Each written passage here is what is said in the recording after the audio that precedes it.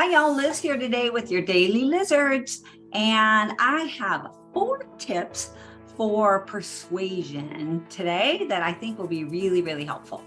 All right, so the first one is start a sentence and wait for the other person to ask you to finish it. So an example of that is something along the lines of, ooh, so you know what I think we should do to fix that blank problem? And the person says, no, what? Or, what? Right? They want to know. Their mind is open now to whatever it is that you have to say.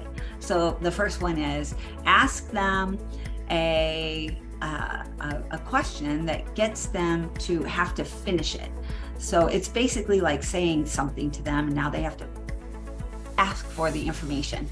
All right, the next one is when you want them to say yes to something that you want to do, instead of asking them if they think you should do the thing, ask them their advice about doing the thing. So let's say, for example, that you want to start giving your employees surveys. Instead of saying, hey, do you think that we should start doing surveys for our employees? Instead of that, say something along the lines of, so how often do you think we should send out surveys for our employees? Now, when they give you that answer, now you're set up for the next thing, which is getting them to say yes to your surveys. Okay, here's the third little tip that ties right onto this, and that is agree with something small that they say, if you can, before you try to persuade them. All right, so we're talking about surveys. We've got them to say something like, I don't know, maybe annually. So instead of thinking, no, I was talking about like daily or weekly, instead of saying that, oh, yes, okay, annual surveys. Let's definitely put that on the list. I hadn't even thought of that. Annual, excellent. How about daily? What do you think about daily? Now, because you already agreed with them, they're feeling like they now want to agree with you. All right, and then the last little tip here, the fourth tip here is use percentages when you're making an argument for something or against something.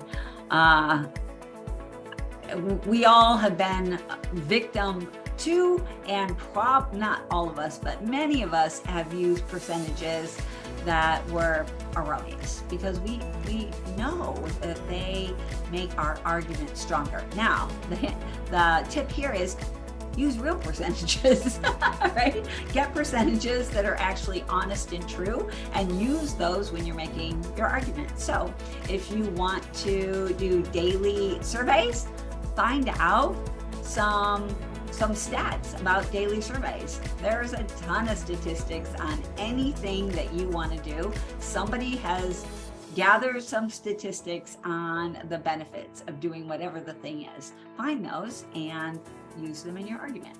All right, that's it for today. 4 little tips, but let's not forget about your action for today.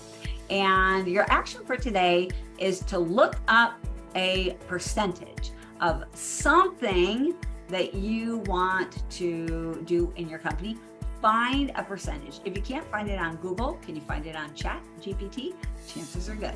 All right, look up a percentage because you need to know where to go to find these, and you need to be ready to have these percentages available to you when you want to make an argument that is going to be compelling for the other person.